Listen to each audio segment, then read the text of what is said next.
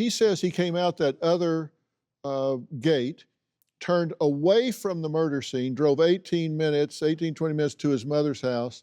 He says he stayed there for 40, 45 minutes.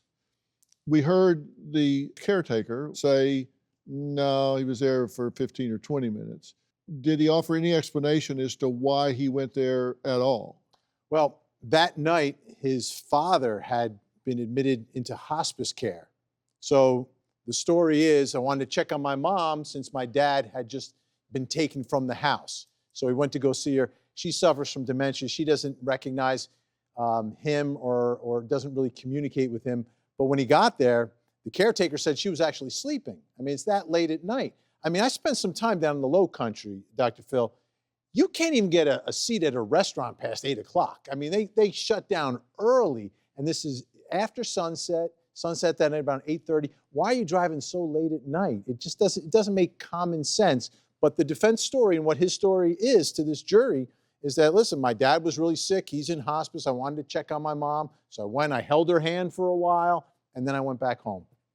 And by that time, he was not in the blue shirt. He was in the T-shirt. First, yeah.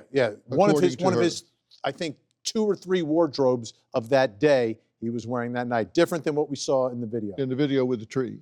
Exactly. Has anyone asked what happened to those clothes? Well, they're missing. Where are they? Where's the shirt? Just bring in the shirt.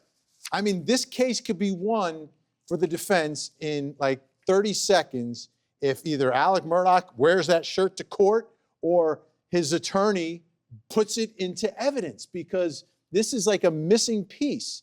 And yeah, the defense talks about what evidence you don't have, but like, where's the shirt that he was wearing? Like when I change my clothes, if I take it off, if I don't leave it on the floor, I'll throw it in the hamper.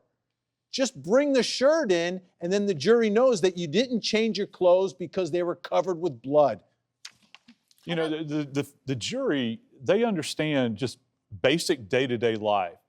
When they see those images, which they have from the scene, where those 2 family members are slaughtered, Doc, and they're seeing that, they're putting 2 and 2 together. They're thinking, well, this is like, you know, he would have just been inundated with tissue and blood. It's almost like when you're a kid and someone throws a rock into a mud hole, it just splashes everywhere. It would have been similar to that, because we're not just talking about one shot at a distance. We're talking about in very close proximity. They want to see those clothes, I would think, the jury.